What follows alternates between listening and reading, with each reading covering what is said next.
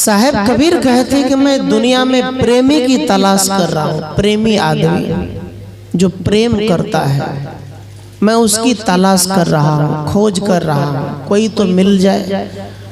कौन सा प्रेमी? कबीर साहब एक चौराहे पे दिन में 10 बजे लालटेन लेकर खड़ा हो गया। लालटेन जला दिया चौराहे पे, वहां बैठ गया। लोगों ने कहा कबीर साहब पागल हो गए, 10 बजे दिन में लालटेन जलाकर बैठा है,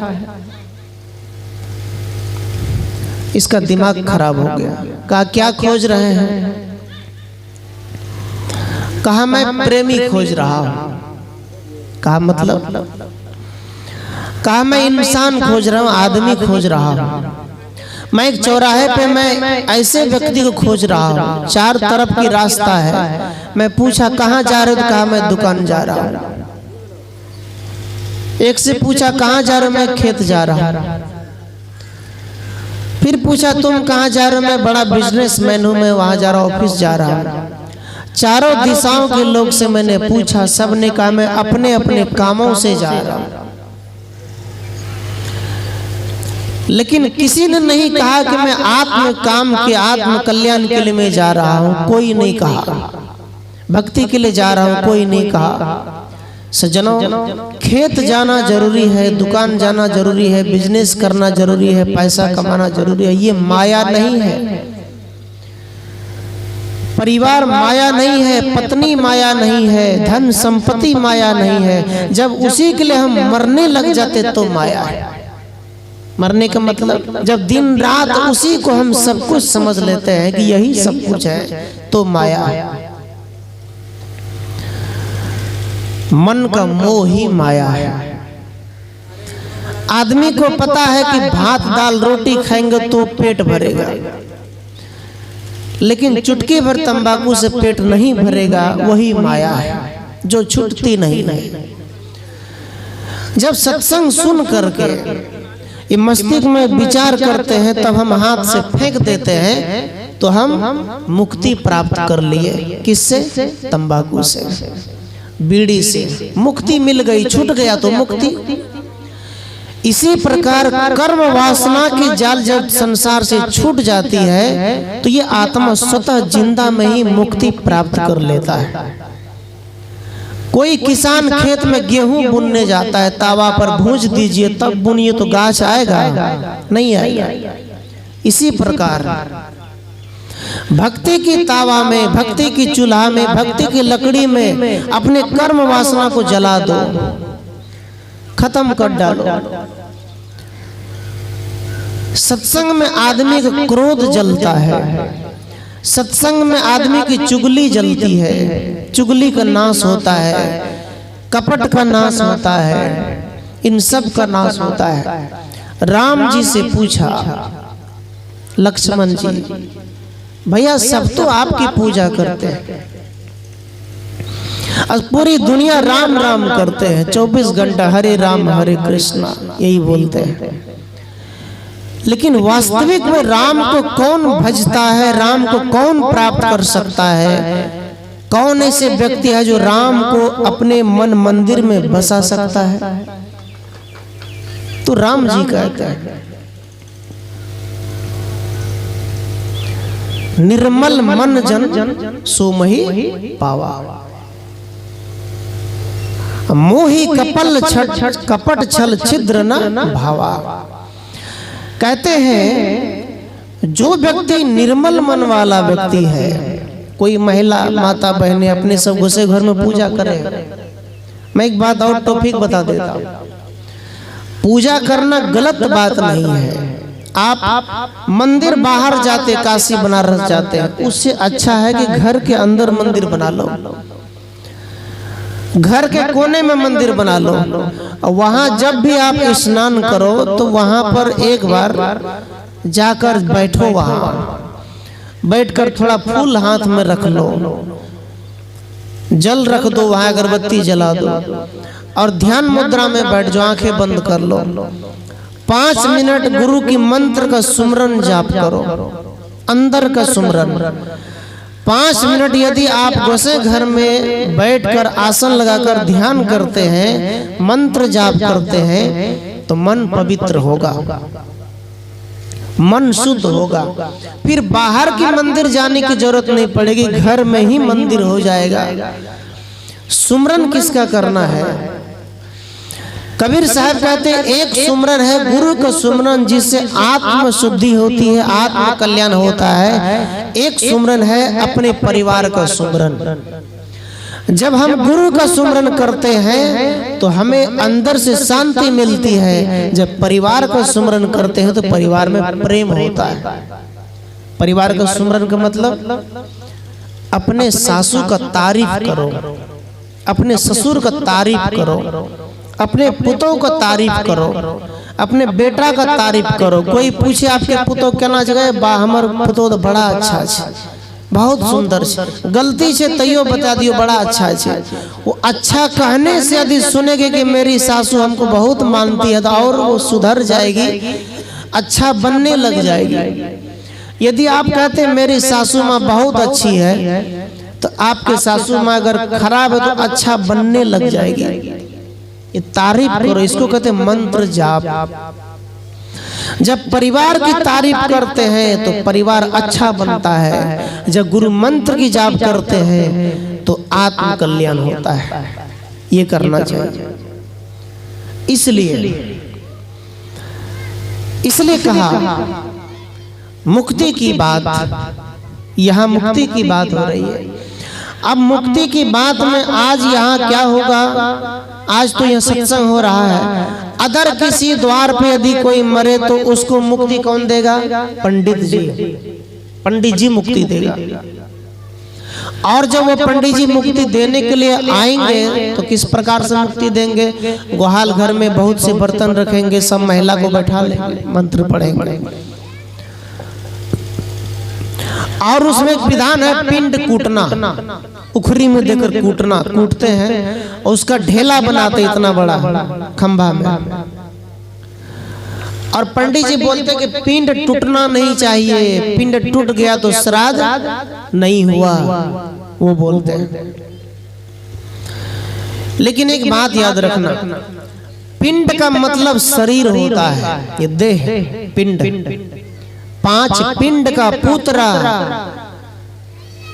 तामे पंछी मोर। साहब कहते हैं ये 5 फीट का जो शरीर, इसमें एक पंछी का बास है।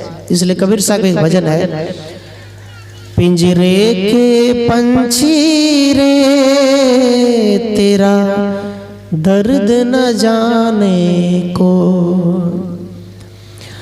ये शरीर जब बीमार पड़ जाता है, कमर दर्द, घुटना दर्द होता है, जब लेटरिन पेशाब बिस्तर पे होता है तो ये दर्द होता है पिंजरे की पंछी को। इस दर्द को कौन जान सकता है? इसलिए साहब ने कहा इस शरीर में एक आत्मा की बास है, ये राम की बास शरीर में है। जब ये पिंड छोड़कर शरीर आत्मा निकल जाते हैं तो शरीर मुर्दा हो जाता है। इसलिए कहा साधो ये मुर्दों का गांव, राजा मरिए, प्रजा मरिए, जोगी मरिए, फकीर मरिए, सब मरेगा, कोई बचेगा नहीं। आप यदि शुद्धिकरण की बात कहते हैं, 13 दिन की छुतका मानते हैं, तो जहां पर आपकी चूल्ही है, जहां आप रोटी बनाते वहां भी मुर्दा गड़ा हुआ है। आपको पता है वहां भी मुर्दा है। कहो क्यों? अरे आप मर गए, कितने साल से लोग इस घर में मरते आ रहे हैं, मरे आए नहीं मर लिया, हम ही नहीं मर लिया। ना जाने कितने लोग इस घर में जन्म ले लिया और मर गए। जहां पर मुर्दा शमशान घाट है वहां घर बन गया, जहां नदी बह रही थी वहां शमशान घाट हो गया। तो इस मंच के नीचे भी मुर्दा गड़ा हुआ है, क्योंकि धरती अनादि काल से है। तो मुर्दा तो सब जगह है, जितना जन्म लेता उतना मरता है। इसलिए सब जगह शुद्ध है, सब जगह पवित्र है, कोई जगह गंदा नहीं है। केवल आदमी का मन गंदा है, आदमी का जीवन गंदा है, इसको शुद्ध करने की जरूरत है। कोई छुटका नहीं लगा। आपकी माँ है, आपके पिता है, मर गए, ये हारमोनियम किस दिन में ये लकड़ी गल जाएगा, टूट जाएगी। ये गाड़ी का टायर खिया जाएगा, बदल देंगे। ये घर मकान प्लास्टर उखड़ जाता है, पेंट कर देते हैं। इसी प्रकार ये शरीर, आंख कान बहरे हो जाते हैं, चलते चलते डॉक्टर जवाब दे जाता है, शरीर भी बूढ़ा हो जाता है, मर जाता है। शरीर निकल जाते, आत्मा निकल जाते हैं। तो मरा कहाँ? आत्मा ने चोला बदल दिया। इसमें छुटका की कौन सी बात है? छुटका नहीं है सज्जनों। पिंडदान, कुछ लोग क्या करते हैं, वो जहां जलाते हड्डी निकालते, छोटा टुकड़ा, कपाड़ का हड्डी हो, ठगना का हड्डी हो, ये हड्डी बचता तो निकाल करके डब्बा में बंद करके ले जाए गंगा, वहां विसर्जित करता है। एक बात याद रखना, यदि आपने मन से पाप का काम किया है, जीवन भर दूसरे को आयर छांटने का काम किया है, दूसरे को झगड़े लगाने का काम किया है, किसी का घर बन रहा है तो काम बिगाड़ दिया, किसी के बेटी के शादी था तो वहां चुगली कर दिया, शादी बिगड़ गई, किसी के बेटा का शादी था उसको बिगाड़ दिया, किसी का काम बन रहा था उसको बिगाड़ दिया। ये बिगाड़ते बिगाड़ते जब आप मरेंगे तो आपकी हड्डी चाहे गंगा में गिरा दो, कहीं भी गिरा दो, आपकी मुक्ति नहीं हो सकती, नहीं हो सकता। लोग इस हड्डी को ले जाकर गिरा देते हैं। पिंडदान, आज का कर्म है पिंडदान। कैसे करना है पिंडदान? पिंडदान याद रखना, आत्मा जब शरीर छोड़ के निकल जाते तो शरीर को जला देते, कोई गाड़ देते, कोई फेंक देता है। तो आत्मा तो निकल गए, शरीर जल गया, मिट्टी पानी में मिल गया, तो बचा कौन? कोई नहीं बचा। फिर आत्मा गए अपने कर्म हिसाब से जन्म धारण करेगा। यदि उसका कर्म गंदा होगा तो फिर से मनुष्य में आकर फिर भटकेगा, कुत्ता बिल्ली में आके भटकेगा। यदि उन्होंने मुक्ति की बात की होगी तो मुक्त हो जाएगा। अब बताइए कि पिंडदान हम किसका करेंगे? कोई तो नहीं बचा। लेकिन कबीर साहब कहते पिंडदान करो, लेकिन कैसे? पिंड मतलब शरीर होता है। यदि आपकी माँ बूढ़ी है, आपके पिताजी बूढ़े हैं, तो आज से एक काम करो, घर जाओ, एक काम करो। यदि आप एक बहू रानी है, पुतो है, तो आप अपने सासू से शाम में पूछना, यदि आपकी सासू माँ बीमार है, खांसी है, टांग दर्द कर रहा है, घुटना दर्द कर रहा है, तो उसको पूछना, माँ जी काढ़ा बना के दिए, पिए आराम लगता है, गर्म पानी दिए पिए की पीवे, बोलियो न वह बना दे। इतना बात यदि बहू रानी सासू माँ से पूछती है तो सासू माँ को यह गर्व होगा कि ये मेरी बेटी पूछ रही है, सब बहू नहीं है, मेरी बेटी पूछ रही है। सासू खुश हो जाएगी, भले आप ना तो बना के पूछ लो, वो खुश हो जाएगी। इसी प्रकार बेटा है, यदि बाप से पूछे पिताजी कौन डॉक्टर ले जाइए, चला तो वो तय ले जाइए, तोरा इलाज बढ़िया से करे, बाप भी खुश हो जाएगा कि मेरा बेटा है, मेरे बेटे जैसा कोई नहीं है, बाप भी खुश हो जाएगा। यही है पिंडदान। अर्थात पिंडदान मतलब यदि आपके पिता और माँ बूढ़ी हो जाए, बूढ़ा हो जाए, तो बेटा अपने पिंड से, अपने हाथ से अपने बाप की माँ के चरण में सेवा दान करो। कटोरी में तेल ले लो, सेवा दान करो, मालिश करो, कपड़े साफ कर दो, धोती साफ कर दो, साड़ी साफ कर दो, गर्म पानी पिला दो। ये है पिंडदान, सेवा दान। हाथ से सेवा कर देना, मैं तुमको दान कर रहा हूं, दान दे रहा हूं। एक बार की बात, एक पुतो घर में आई शादी होकर, तो पुतों ने कहा, पुतो आई तो 4 पुतो थे और भी, तो 7 बजे तक सुतले रहे, उसे उठवे न करे। और जब जो छुट्टी वाली आई वो खूब उठकर 5 बजे झाड़ू पोछा बर्तन सब करे। करते करते एक दिन सासू ने कहा, बेटी तुम काहे करती हो अकेली, छोड़ दो, जब सब सुतले हैं तो तुम भी सुतो। वो कुछ नहीं बोली। एक दिन क्या हुआ, सासू माँ मंदिर जा रही थी, तो तो सास ने कहा छोटी वाली पुतों से गए तहु चलन मंदिर, तू देखे छे सवेरे उठे छे पूजा पाठ भी करे छे, चल मंदिर। तो बहू ने कहा माँ जी हम मंदिर नहीं जाते हैं, हम मंदिर कभी नहीं जाते हैं। कहा क्यों? अरे तुम 5 बजे उठती हो, तुम मंदिर काहे नहीं जाओगे? तुमको जाना चिकना ना, मंदिर मंदिर छोड़ दिया। कहा क्यों? मंदिर इसलिए छोड़ दिए कि हमारे घर में जब संत आते हैं तो संत जब आते थे तो वहां बिस्तर लगाकर थोड़ा बैठते थे, 5-10 मिनट प्रवचन करते थे। सेवा परमो धर्म, सेवा ही परम धर्म है, सेवा करो, इससे बड़ा कोई धर्म नहीं, सेवा से दिल जीत लो। तो माँ जी मैं तो 5 बजे उठकर अपने घर की सफाई करती हूँ, बर्तन मांजती हूँ, पति के सास ससुर को बढ़िया चाय वाय बना के देती हूँ, मेरा तो यही सेवा है, यही मंदिर है, मैं कहाँ जाऊंगी? सासू ने कहा नहीं जाना तो पड़ेगा, चलो। नहीं जाओगी तो मैं तुम्हारी शिकायत करूंगी और कहूंगी कि मेरी पुतो अच्छी नहीं है। तब भी चली गई। वो लड़की कबीर पंथ घर के थी। वो लड़की सोची कि रास्ते में जाते जाते अपने सासू का दिमाग हम खोलिए देंगे आज। तो जहाँ काली दुर्गा बड़े बड़े मूर्ति था वहां गई फूल की डाली लेकर। जब मंदिर वहां थोड़ा नजदीक गया तो पुतो क्या किया, फूल की डाली फेंक दिया, दौड़ लगा दिया घर की तरफ। कम्मा जी माँ जी हम नहीं जाएंगे, देख रहे हैं वहां हमको डर लगता है। काहे का डर लग रहा है? कि वो देख रहे हैं काली माता तलवार लेकर खड़ी, हमको मार देगी, हम नहीं जाएंगे। तो वो क्या कहते सासू माँ, अरे वो तो नकली है, वो कैसे मारेगी, चलो नकली है वो। अरे उसको तो बांस सुंठी दे के मट्टी दे के लोगों ने बनाया है, वो तुमको क्यों मारेगी, चलो। तो आगे गई। आगे जाते जाते और गया तो वहां शेर बड़का मुंह खोल के बैठा है भगवती का, वहां फिर भाग गई। सब लोग देख रहे उसका तमाशा पुतो का। कई केना पुतो लाभ के घर में देवी देवता से डर है, नहीं हम नहीं जाएंगे, वो तो शेर हमको खा जाएंगे। अरे वो भी नकली है, चलो। आगे गई। वो महिषासुर तलवार लेकर, वो त्रिशूल कोई लेकर खड़े हैं, सांप ऐसे करके खड़े हैं, भाग गई। फिर कह रहे वो सब के सब नकली है, कोई असली नहीं है। तब बहू ने सासू से कहा जब वो सब नकली है तो हम असली वहां क्यों जा रहे हैं? वो तो नकली है तो हम असली वहां क्यों जा रहे हैं? असली तो आप है सासू माँ। लाइए फूल की डाली, लाइए लोटा का पानी।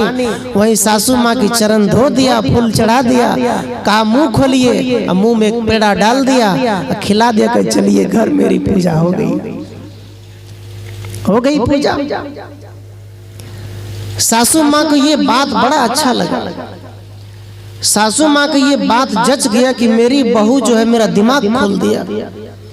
सास ने कहा बेटी तूने तो मेरे अंदर का कपट खोल दिया, घूंघट का पट खोल तो कोई पीयू मिलेंगे। सुहाग रात के दिन पत्नी ने पति से कहा आप किधर हैं? तो कहा घूंघट के पट खोल तो को पीयू मिलेंगे। घूंघट उठा, पति तेरे सामने बैठे। तो कबीर साहब भी कहा घूंघट के पट खोल, अर्थात अज्ञान की पर्दा हटा, ये भरम जाल की पर्दा हटा, आंख खोल, देख ठीक ठाक से, दिमाग को खोल, सब में भगवान है, सब में राम है। साहब ने कहा आंख न मूंदू, कान न रोदू, काया कष्ट न भारू, खुले नैन हंस हंस पहचानो, सुंदर रूप निहारो। लोग कहते लहसुन प्याज छोड़, रमोत वाले, ये रमोत वाले जो होते वो कहीं जाएगा रमोत में ध्यान में तो कहने करिया लहसुन प्याज नहीं दिया, पुतो अपन घर में दे सब खाए, वो तो नहीं मना कर सके। याद रखना लहसुन प्याज से पाप नहीं लगता है, पाप लगता है चोरी बेईमानी करने से। लहसुन प्याज जड़ी बूटी है, खाना चाहिए, बात रोग में काम आता, सर्दी जुकाम में काम आता है। लेकिन लोग कहते हैं इससे पाप लगता है, साधना खत्म हो जाएगी। जो बैरागवान संत है, जिसके शरीर में गर्मी ज्यादा है, युवक है, उसको लहसुन प्याज नहीं खाना चाहिए। लेकिन यदि बुजुर्ग है, यदि आपको डॉक्टर ने कहा है तो आप खा सकते हैं, कोई दिक्कत नहीं, पाप नहीं लगता है। लड़के लोग कहते हैं, आजकल के समाज के लड़के लोग, जो आप सरस्वती पूजा का टाइम आ रहा है, जो नहीं पढ़ता वो भी सरस्वती पूजा करता है। और जितने सरस्वती पूजा करने वाले लड़के लोग हैं हमारे हिंदू धर्म जो बोलते हैं, सरस्वती की माता की मूर्ति बैठा देगा, पवन सिंह खेसारी लाल का गाना बजा देगा, तो वहां भक्ति कहाँ हो रहा है? सरस्वती माता कहाँ हो रहा है? शादी में गीत बजाओ, ऑर्केस्ट्रा में गाना बजाओ, हिंदी फिल्मी बजाओ, अरे कम से कम सरस्वती पूजा में तो भक्ति बजाओ। वहां तो कम से कम मंगल गाओ, लगनी गाओ, सोहर गाओ, वहां कीर्तन गाओ, वहां भी फिल्मी गाना बजा रहे हैं। तो लोग कहते कबीरपंथी हिंदू धर्म के विरोध करता है, देवी देवता का विरोध करता है। अरे विरोध तो तुम कर रहे हो। कबीर साहब के नाते भक्ति टिका हुआ है, कबीर साहब ना होते तो भक्ति को लोग खराब करते जा रहे हैं।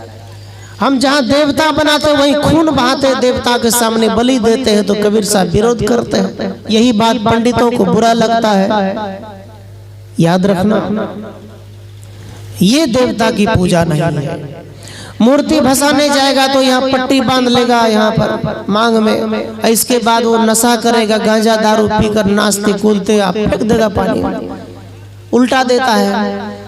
क्या यही देवता की पूजा है? ये नहीं है। वास्तव में सरस्वती माता कौन है? सरस्वती माता नाम की कोई देवता धरती पर नहीं हुआ है। यदि आप सरस्वती माता के नाम जानना चाहते हो मैं आपको बता दूं, सरस्वती माता की नाम है सावित्री बाई फूले, जिसका पति का नाम है ज्योतिराव फूले, जिसने भारत में सबसे पहले साक्षरता अभियान की शुरुआत किया था। आप जानते होंगे सावित्री बाई फूले।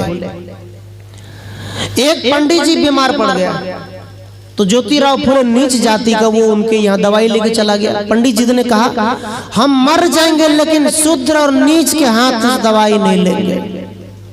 अब बताइए, तो सावित्री बाई फूले ने सब लड़कियों को, माताओं को पहले साक्षरता अभियान किताब बढ़ रहा था पढ़ने के लिए, साइन करने के लिए। वो है सरस्वती, और कोई सरस्वती नहीं है। 4 हाथ 10 हाथ ये कोई देवता नहीं है। देवी और देवता, देवी स्त्री है, देवता पुरुष है। यदि पुरुष अपने कर्म को अच्छा बना ले तो वो देवता महादेव है, और देवियां यदि घर को संवार ले, घर को शुद्ध पवित्र कर ले तो वो पार्वती है। कोई महादेव कोई मोहम्मद नहीं।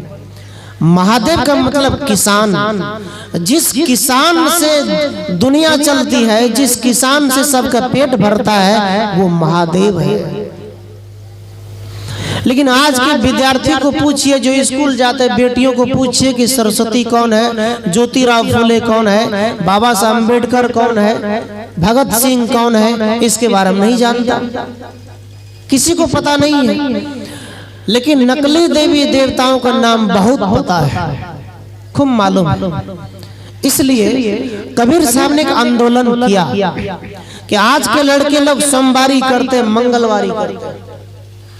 आज के लड़के लोग भी सोमवारी करते, किसके लिए? वर के लिए, दूल्हा के लिए, कि यदि हम पूजा करेंगे तो अच्छी लड़की मिलेंगे, अच्छा लड़का मिलेगा। याद रखना, पूजा करने से भी तुमको अच्छा लड़का लड़की नहीं मिलेगा। तुम किसी भी विषय में, किसी भी सब्जेक्ट में, आप किसी भी पढ़ाई में यदि टैलेंट हो, पढ़ाई अच्छी कर रही हो, तो आपको अपने आप खोजते खोजते आ जाएगा कि यही लड़की हमें चाहिए। पढ़ाई करो, व्यर्थ के कहीं पूजा पाठ किसी माता के चक्कर में मत रहो, अपनी माँ बाप के चक्कर में रहो। दूसरे माता से तुम्हारा जीवन नहीं चल रहा है, तुम्हारे जो माँ बाप ने जन्म दिया उससे जीवन चल रहा है। तो बेटियों को ये समझना चाहिए, बेटियों को, लड़कों को, विद्यार्थी को महापुरुष का नाम पूछे तो वो नहीं जानता है। छोटे छोटे बच्चे सिर खुजलाता है। यदि आप किसी हीरो के नाम सुनो तो बता देगा ये मेरा हीरो है, वो मेरे हीरोइन है, बता देगा। अपने घर में संतों की तस्वीर लगाओ, कबीर साहब की तस्वीर लगाओ, भगवान गौतम बुद्ध की तस्वीर लगाओ, संत रविदास की तस्वीर लगाओ। इन्होंने अपने जीवन को तराशा है, समाज को आगे बढ़ाया। ये क्या क्या किसका किसका तस्वीर लगा दे जिसका कोई ना इतिहास है ना पुराण है। जिन्होंने कुछ समाज के लिए किया उसका तस्वीर लगाओ और उसको देखो, उसकी पहचान बनाओ, ये काम करो। तो लड़के लोग मंगलवार एक लड़का आश्रम पाया, छत्तीसगढ़ में मैं था, संत श्री उबार साहेब, वहां हम बैठे थे, जो कि अब वो दुनिया में नहीं रहे। एक लड़का आया, उनको प्रसाद दिया, साहब ने कहा लिए प्रसाद खा लो बेटा। कहा नहीं साहब हम मंगलवारी करते हैं, लेकिन वो गुटखा चबा रहा था।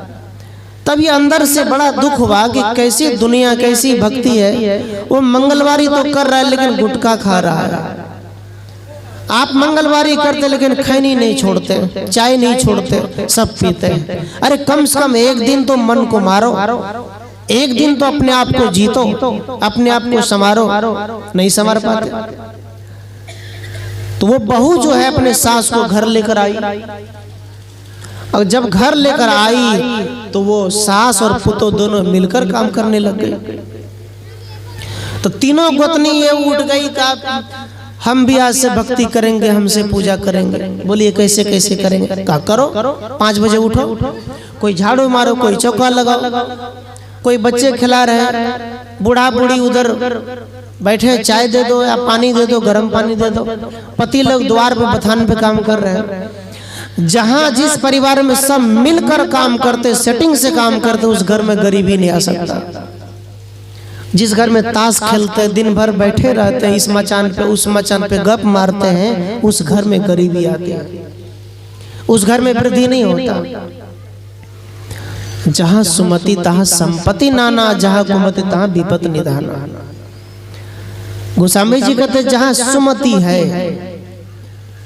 जहां सबका एक मत है, ईटिंग मीटिंग सिटिंग, ईटिंग एक साथ भोजन करना, शाम में मीटिंग, काम का मीटिंग करो, कल क्या करना है, सिटिंग, काम का मीटिंग कर उस पर सेटिंग करो, किसको जाना है। एक ब्याह के कार्ड है लिखल छे, समस्त परिवार आमंत्रित, तो सब चल जाए। करता छोड़ के कि विचार करबे, मीटिंग करबे के सब जेते, मीटिंग करके जाना रे तू चल जो बाबू ना कुछ खेती और रोपल से जो मीटिंग सिटिंग कर दिया तो चला गया। इसलिए रीडिंग द माइंड, इस माइंड को, इस दिमाग को पढ़ो, अपने आप को पढ़ो, रिटर्न टू नेचर, अपने जीवन को प्राकृतिक की तरह लौटाओ। हमारा जो भोजन है वो भोजन करो। आजकल के लड़के लोग, आजकल के जो बाहर लोग बाड़ी में रखते हैं वो छोटा का बर्तन, छोटका बर्तन, वो मांस खाने के लिए बाड़ी में रखते हैं। मॉडर्न जमाना आ गया है। अब पहले के जमाने में अगर गांव के लोग कोई मांस ले, जब बुढ़वा लोग खदारते तो उसको इधर सुनो अशुद्ध कर दिया गांव को। अब वो जमाना नहीं रहा। इसलिए सज्जनों अपने घर में ऐसी व्यवस्था बनाओ, ऐसी नियम बनाओ ताकि आप उस पर चल सको। तो मैं क्या कह रहा था, पिंडदान। पिंडदान वो नहीं है जो हम करते हैं, जो हम